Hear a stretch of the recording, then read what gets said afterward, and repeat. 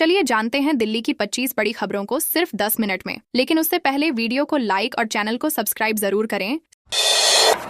America से भारत लाया गया गैंगस्टर लॉरेंस बिश्नोई का भाई अनमोल। गैंगस्टर लॉरेंस बिश्नोई का भाई अनमोल बिश्नोई जल्द ही अमेरिका से भारत लाया जा रहा है, जहां एनआईए उसकी गिरफ्तारी की पूरी तैयारी कर चुकी है। अनमोल पर हत्या, अपहरण, फिरौती और जबरन वसूली जैसे कई गंभीर मामले दर्ज हैं। लंबे समय से फरार चल रहे अनमोल को लॉरेंस बिश्नोई गिरोह के प्रमुख वित्तीय और आपराधिक गतिविधियों का अहम हिस्सा माना जाता है। उसके भारत पहुंचते ही एनआईए उससे पूरे नेटवर्क, विदेशी फंडिंग और गैंग के ऑपरेशन तरीके को लेकर पूछताछ करेगी। एजेंसी इस कार्रवाई को बड़ी सफलता मान रही है। दिल्ली में आम आदमी पार्टी विधायक के दफ्तर को खाली कराने की तैयारी। दिल्ली के सुल्तानपुर माजरा में आम आदमी पार्टी विधायक मुकेश अहलावत के कार्यालय को खाली कराने की कार्रवाई शुरू हो गई है। प्रशासन और पुलिस ने इलाके में बैरिकेड लगाकर कार्यालय को घेर लिया, जिसके बाद बड़ी संख्या में आप कार्यकर्ता भीतर पहुंचकर विरोध जताने लगे। विधायक का कहना है कि यह कार्यालय उन्हें विधानसभा अध्यक्ष द्वारा विधिवत आवंटित किया गया था और करीब 10 वर्षों से यहीं से जनता का काम किया जा रहा है। कार्रवाई को लेकर विवाद बढ़ गया है और राजनीतिक तनाव गहरा गया है। सफदरजंग अस्पताल में दिव्यांग मरीजों के उत्पादों की प्रदर्शनी। दिल्ली स्थित सफदरजंग अस्पताल में दिव्यांग मरीजों द्वारा बनाए गए उत्पादों की 4 दिवसीय प्रदर्शनी का शुभारंभ हुआ। इसमें हस्तनिर्मित वस्त्र, सजावटी सामग्री, बैग और कई उपयोगी सामान प्रदर्शित किए गए हैं। अस्पताल के निदेशक डॉक्टर संदीप बंसल ने कहा कि पीएमआर विभाग दिव्यांग मरीजों को कौशल प्रशिक्षण देकर आत्मनिर्भर बनाने में महत्वपूर्ण भूमिका निभा रहा है। डॉक्टर चारू बंबा ने बताया कि इस तरह के कार्यक्रम मरीजों का आत्मविश्वास बढ़ाते हैं। प्रदर्शनी में 50 से अधिक मरीजों की कला और मेहनत को प्रस्तुत किया गया है।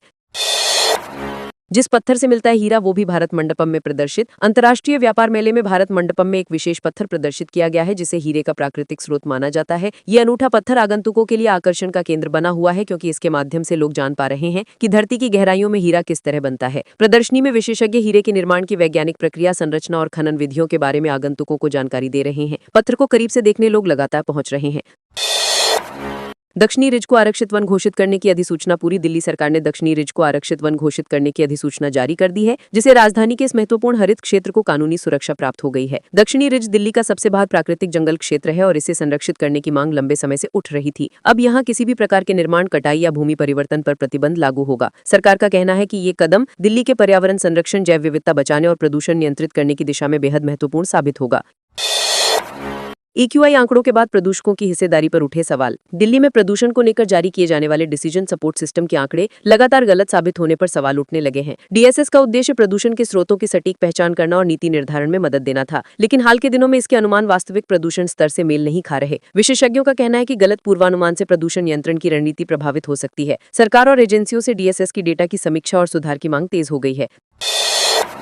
तत्काल सीमांकन कर मुंडका के तालाबों को पुनर्जीवित करें। एनजीटी ने मुंडका क्षेत्र के तालाबों पर जारी अतिक्रमण और सीमांकन में हो रही देरी पर कड़ी नाराजगी जताई है। ट्रिब्यूनल ने डीडीए और जिलाधिकारी को 15 दिनों के भीतर पूरे क्षेत्र का सीमांकन पूरा कर रिपोर्ट पेश करने का निर्देश दिया है। साथ ही अतिक्रमणकारियों की सूची, उनकी कार्रवाई और तालाबों को पुनर्जीवित करने के लिए विस्तृत एक्शन प्लान भी मांगा है। एनजीटी ने आदेश का पालन न करने पर भारी जुर्माने की चेतावनी दी है। ये मामला शिशुवाला तालाब के अतिक्रमण से जुड़ा है। दिल्ली ब्लास्ट केस में बड़ी कार्रवाई। दिल्ली ब्लास्ट केस में प्रवर्तन निदेशालय ने अहम कदम उठाते हुए अल-फलाह यूनिवर्सिटी के संस्थापक जवाद अहमद सिद्दीकी को 13 दिन की रिमांड में लिया है। ईडी की जांच में सिद्दीकी पर ब्लास्ट की फंडिंग, साजिश और आर्थिक गतिविधियों से जुड़ी महत्वपूर्ण भूमिका का आरोप है। एजेंसी अब उससे पैसों के स्रोत, लेन-देन और संबंधित नेटवर्क के बारे में पूछताछ करेगी। मामला गंभीर होने के कारण सुरक्षा एजेंसियों ने जांच और निगरानी और भी अधिक कड़ी कर दी है। दिल्ली में सीओपीडी की स्थिति गंभीर। दिल्ली में COPD, chronic obstructive pulmonary disease के मामले राष्ट्रीय औसत की तुलना में काफी अधिक दर्ज किए जा रहे हैं, जिससे स्थिति गंभीर हो गई है। विशेषज्ञों के अनुसार लगातार बढ़ता वायु प्रदूषण इस बीमारी का प्रमुख कारण है। शुरुआती लक्षणों में लगातार खांसी, सीने में जकड़न और सांस लेने में दिक्कत शामिल है। डॉक्टरों का कहना है कि समय रहते जांच और उपचार से मरीजों की स्थिति में सुधार लाया जा सकता है। प्रदूषण नियंत्रण और जागरूकता को बेहद जरूरी बताया जा रहा है। यमुना में गिरने वाले 75 नालों पर लगेगा फ्लो मीटर। दिल्ली सरकार ने यमुना सफाई मिशन को मजबूत करने के लिए बड़ा कदम उठाया है। यमुना में गिरने वाले 75 प्रमुख नालों पर फ्लो मीटर लगाए जाएंगे, जिनसे ये रिकॉर्ड किया जाएगा कि हर नाले से कितनी मात्रा में पानी और गंदा अपशिष्ट नदी में जा रहा है। इससे प्रदूषण के वास्तविक स्रोतों की पहचान में मदद मिलेगी और उपचार संयंत्रों की क्षमता का आकलन भी हो सकेगा। सरकार का लक्ष्य 2025 तक यमुना को काफी साफ स्थिति में लाना है, जिसके लिए डेटा आधारित कार्रवाई की रणनीति तैयार की जा रही है। दिल्ली की हवा बनी मेडिकल इमरजेंसी। दिल्ली में बढ़ते वायु प्रदूषण ने स्वास्थ्य विशेषज्ञों को चिंतित कर दिया है। एम्स के डॉक्टरों ने इसे मेडिकल इमरजेंसी करार देते हुए चेतावनी जारी की है कि प्रदूषण के कारण सांस संबंधी गंभीर समस्याएं और हृदय रोग का खतरा तेजी से बढ़ रहा है। विशेषज्ञों ने बुजुर्गों, बच्चों और पहले से बीमार लोगों को विशेष सावधानी बरतने, बाहर कम निकलने और मास्क पहनने की सलाह दी है। डॉक्टरों ने सरकार से तत्काल कठोर कदम उठाने की अपील की है, क्योंकि हालात लगातार बिगड़ते जा रहे हैं।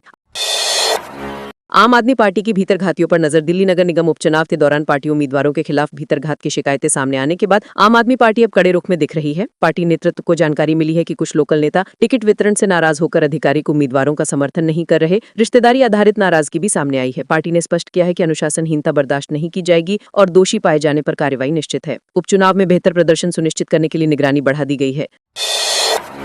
दिल्ली को मिली 40 नई ई बसें। दिल्ली में सार्वजनिक परिवहन को मजबूत करने के लिए मुख्यमंत्री ने आजादपुर बस टर्मिनल में 40 नई इलेक्ट्रिक बसों और आधुनिक टर्मिनल का उद्घाटन किया। उन्होंने बताया कि पिछले 8 महीनों में 1400 से अधिक इलेक्ट्रिक बसें सड़कों पर उतारी गई हैं, जो कि देश में एक रिकॉर्ड है। नई बसें सीसीटीवी, पैनिक बटन और जीपीएस जैसी सुविधाओं से लैस हैं। टर्मिनल में आधुनिक waiting area, baby feeding room और यात्रियों के लिए कई सुविधाएं उपलब्ध हैं। इससे प्रदूषण घटाने में भी मदद मिलेगी। दिल्ली एनसीआर में पोल्यूशन का रेड अलर्ट। दिल्ली एनसीआर में वायु गुणवत्ता बेहद खराब स्तर पर पहुंच गई है और कई इलाकों में AQI 400 से ऊपर दर्ज किया गया है, जो स्वास्थ्य के लिए अत्यंत खतरनाक माना जाता है। कुछ क्षेत्रों में AQI 500 के करीब पहुंच गया है, जिससे लोगों को सांस लेने में कठिनाई हो रही है। विशेषज्ञों का कहना है कि ये स्तर जानलेवा स्थिति जैसा है। सरकार ने नागरिकों को घर से कम निकलने, मास्क पहनने और शारीरिक गतिविधियां सीमित रखने की सलाह दी है। स्कूलों में छुट्टी और अन्य आपात कदमों पर विचार चल रहा है। दिल्ली के व्यापारियों को एमसीडी ने दी राहत। एमसीडी ने फैक्ट्री लाइसेंस को लेकर व्यापारियों को बड़ी राहत दी है। अब पुराने तरीके से लाइसेंस के लिए आवेदन करने वाले व्यापारियों को जमा की गई फीस वापस की जाएगी। इसके लिए उन्हें संबंधित क्षेत्रीय ऑफिस में आवेदन देना होगा। फैक्ट्री लाइसेंस की अनिवार्यता खत्म किए जाने के बाद ये कदम उठाया गया है ताकि व्यापारियों पर अतिरिक्त आर्थिक बोझ न पड़े। अब केवल संपत्ति तक जमा कराना ही लाइसेंस मान्यता के लिए पर्याप्त होगा। फैसले से हजारों छोटे व्यापारियों को लाभ मिलेगा। आम जनता के लिए खुला गया अंतर्राष्ट्रीय व्यापार मेला। 44वां अंतर्राष्ट्रीय व्यापार मेला बुधवार से आम जनता के लिए खोल दिया गया है। एक भारत श्रेष्ठ भारत थीम पर आयोजित इस मेले में बिहार, महाराष्ट्र, राजस्थान और उत्तर प्रदेश पार्टनर स्टेट है। 12 देशों और 30 राज्यों के व्यापारी और प्रदर्शक इसमें भाग ले रहे हैं। सामान्य दिनों में टिकट की कीमत 80 रुपए और सप्ताहांत में 150 रुपए रखी गई है। वरिष्ठ नागरिकों और दिव्यांगों के लिए प्रवेश निःशुल्क है। मेले में खाद्य पदार्थों, हैंडीक्राफ्ट और तकनीकी उत्पादों की बड़ी संख्या में स्टॉल लगाए गए हैं। जेपी इंफ्राटेक के पूर्व मैनेजिंग डायरेक्टर की मुसीबत बढ़ी। जेपी इंफ्राटेक के पूर्व मैनेजिंग डायरेक्टर मनोज गौड़ की मुश्किलें बढ़ गई हैं। मनी लॉन्ड्रिंग मामले में ईडी ने उन्हें गिरफ्तार कर कोर्ट में पेश किया, जहां से उन्हें 14 दिन की न्यायिक हिरासत में भेज दिया गया। आरोप है कि समूह की कंपनियों ने घर खरीदने वालों से 32,825 करोड़ रुपए वसूले, लेकिन परियोजनाओं में इसका उपयोग नहीं किया गया। बड़ी राशि अन्य कार्यों में स्थानांतरित कर दी गई, जिसके कारण हजारों खरीदारों को उनके फ्लैट नहीं मिल पाए। मामला निवेशकों से बड़े पैमाने पर धोखाधड़ी से जुड़ा है।